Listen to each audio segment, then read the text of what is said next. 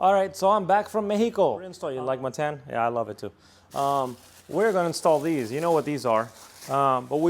First thing I want to do is I want to do idle, a cold start and idle on all my vehicles for a comparison. So I'm gonna do the Passat, and you're gonna see that on the screen right now. The Passat revs a little bit higher at idle or when it's cold, and this is actually sitting outside in the sun, but it hasn't been driven in 2 days. So revs a little higher, and then it comes down to, I think it looks like 700-ish, around there. And then we're gonna do the Ducati.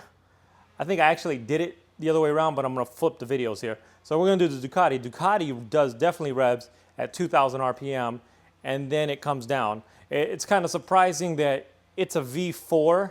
The idle is not smoother. It jumps around a little bit until it warms up. That's the Ducati thing. And you can see where it comes down. It comes down to about 700 also. So that's where the Ducati is. Then I just did the Audi. The problem with the Audi is, and I didn't even think about it when I recorded it, was the Audi's a turbo diesel. It doesn't have spark plugs. So its idle speed and its cold start is going to be different. So doing the Audi was kind of pointless because it's going to use the glow plugs if the engine really was cold, but it's not because it's diesel. It would use glow plugs to heat it up and then start it. So it doesn't really technically have that cold start per se. So the Audi was kind of pointless, but I just wanted to do it all just for comparison. Why am I doing all of this? Immediately after I changed the throttle body, I noticed before when I would start my Porsche, the end RPMs would be at like 2 grand or higher. And then it would come down. And as it comes down to the normal idle speed, as it's coming down, it stumbles a little bit. It doesn't stall, it just stumbles a little bit, and then it comes down, and then it idles perfectly smooth. And when it's on idle, it does not move. It is perfectly smooth. And then I changed the changeover valve. And since I've changed the changeover valve, it's gotten even smoother. And the RPMs are definitely less than they were at the startup. So I'm wondering if those two things were causing something. I don't know. Or was it supposed to idle high like it did in the past, and now it's idling less? And the other part of this is when you change parts, when you're troubleshooting, you want to change one thing at a time. You don't want to shotgun parts and throw a bunch of stuff at your car, and then your car's fixed, but you don't know what fixed it. So I'm doing things in step. I'm telling you this for a reason, and I'll come back to this reason in a minute after we get through the idle part. So the other thing I did do yesterday, and I didn't film it because technically it's easy. Next time I take out the airbox, I'll show you. But we cleaned the mass airflow sensor. If you've never cleaned the mass airflow sensor on this car, it's super easy. You just got to take your 8 screws out of they're T25s. You take the 8 screws out of the top of the airbox and just pull the top cover off. Have a magnet handy because you will drop screws.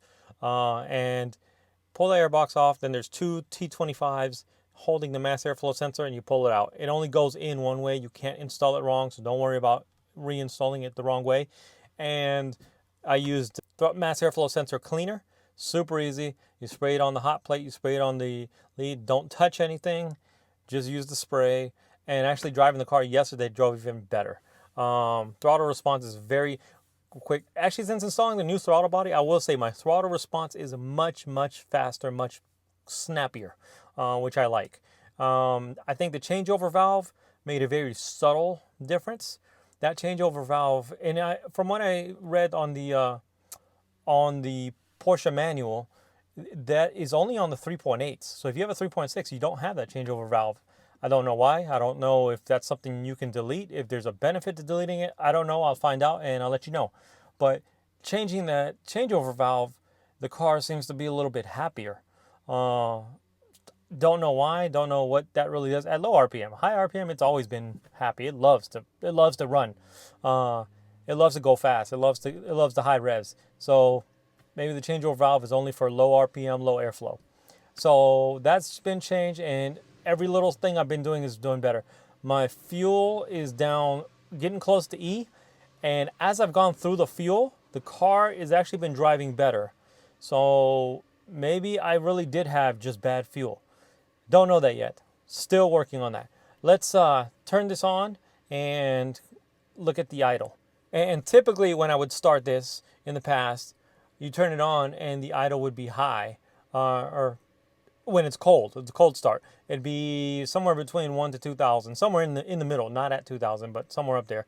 And then it would come down. It would stumble as it comes down, and then it would idle perfectly at almost like at 750, I think it is, and it idled absolutely perfectly.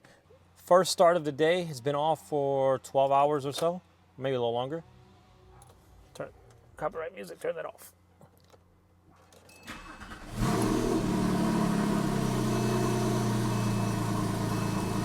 So I'll close my door so you guys can hear me. So this is what I was talking about. Before I changed the throttle body and that changeover valve, the RPMs would be higher. This is actually now revving cold start just like the Passat is, just like the Ducati is. I mean, of course the Ducati revs higher, but that's a motorcycle thing, not a problem with it. But this is revving exactly like the Passat revs now. So I wonder, has my changeover valve and throttle, well, probably not the throttle body. The throttle body was fine, but I wonder if my changeover valve has been bad for the entire time I've owned the car, and I just didn't know it. This is what I was talking about, how it hunts a little bit and stumbles, but it doesn't stall.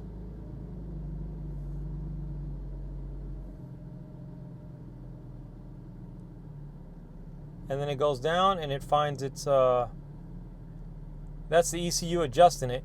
Now, from what I've been told, ever since I tuned the car and I have the GIAC tuning done to it, the problem right there is that it's looking for airflow. And at idle, there's almost no airflow. There's very little airflow. And so the tune has to adjust. And it's done that ever since I got the tune. Before I had the tune, it never did that. So I don't think there's anything that's wrong. I think that's just part of the tune.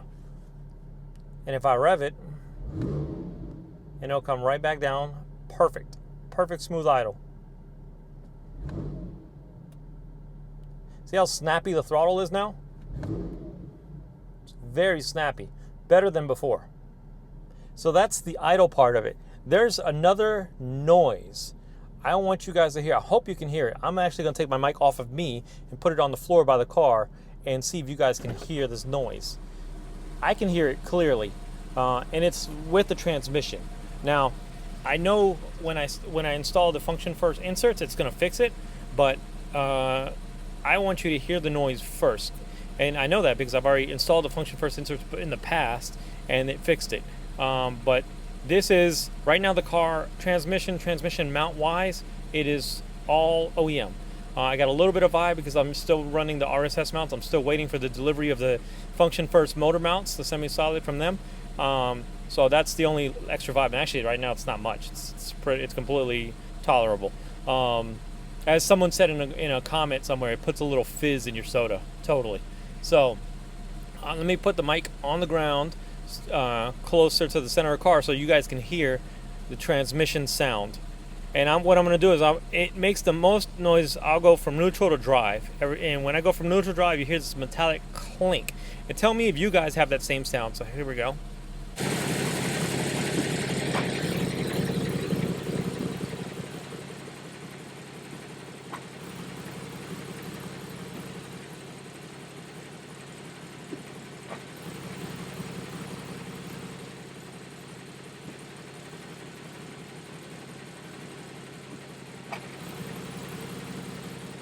So I'm not sure what that sound is. It feels like it is directly under me. So it feels like it is it's the tension when you put it in drive, that the tension from the transmission onto the prop shaft going to the front differential. That's what it feels like. It feels like it's grabbing the little bit of play in the prop shaft and just tweaking it. Just as I put it in drive. Drivability, it's 100% fine. I don't have that issue. I'm just curious if anybody else has the exact same sound as I do. I also think that noise is coming from just a little transmission movement, because since I've installed the RSS mounts, the RSS mounts does give you, at idle, gives you a little bit more vibes, but completely eliminates any clunkiness, any movement from the engine. If you don't think you had engine movement before, trust me, install some semi-solid mounts and you will be shocked at how much engine movement is reduced. It may be subtle on OEM mounts and you don't feel it, but it's there and you'll know it once you put it in semi-solid mounts. So with the RSS mounts, like I said before, the only thing I don't like is the little vibes at idle. Other than that, the car handles great, and there's nothing's moving around. I think the transmission is still moving around a little bit, and I think that might be part of the clunkiness. And we're going to fix that with this, what's in this bag. Actually, this came in a box, but I needed the box to ship something to my brother. So let me put that down right there. So because I used the box that this came in for something I had to ship to my brother, I had to put these in this bag. Also because they've got a little, like, you can feel like a little lube on them, and I didn't want them to dry out. These are silicone. Now these feel, this is the same hardness. This is a 70A is the urethane hardness of these. And these feel actually a little bit stiffer than the original ones I put in there. The original ones I put in there, this felt very rubbery. These feel much better made. They look identical. And actually, I didn't notice on the other one, this one actually has an arrow that points up. So I didn't pay attention to that before when I installed it. Yep, has an arrow on both of these that points up. I don't know, it probably won't focus. So we're gonna install these tomorrow, actually. I guess I could install these today, but I'm planning on installing this tomorrow. And with the lift. We also, to give you better, so you can see it better, because I installed this last time on the garage floor, can totally do that, piece of cake. But let's install this with the lift tomorrow. It has the part number on here. It says, you probably can't see it, says FFP 997 DF-A. Does this one say the same thing? It says B, DF-B. So there's an A and there's a B part to it. This is what they look like, and this will fill the voids of your transmission mount. I wish I still had the mount that I didn't install, because then I could put it in there and show you. On the box, you get the part number from the box. I did keep that. Here's their part number from the box. There you go. Hopefully, if that's flipped, I'll flip it in the editing. All right. It is ff.tmi.997.df.60. Trans mount insert from function first. You know what I wish they would have done? I wish they would have sent me a little sticker. I would have put a sticker on my window for function first, because I like this stuff. The other thing it says is, once you install these, and I did notice this before I hacked up the old ones, was they break in. There's a break-in period. So usually you install these, and it's going to be a little, you're going to have a little bit MVH and a little bit of vibes and stiffness the first 500 miles, and then that's supposed to go away. And when I installed the other ones, right before I hacked them up, when I actually, on the day I was going to the garage to hack them up, because I was going to install the transmission mount, I noticed it. The car was driving so much smoother. So this time around, after we install this, the very next day, we're going to go on a 500-mile trip. We're just not, because I don't feel like waiting an entire month or however long it takes to make 500 miles. We're going to do this the day after. So Thursday morning, we're going to take off, hit the road, and go do 500 miles one day just to break these in. It probably won't even take 500 miles. I guarantee it'll probably take less than that. But we'll go do the drive and see how it feels. And I know the shifts are going to be smooth. You guys were with me before. I highly recommend these. So here we are, doing things twice. I was going to wait to install these with the function first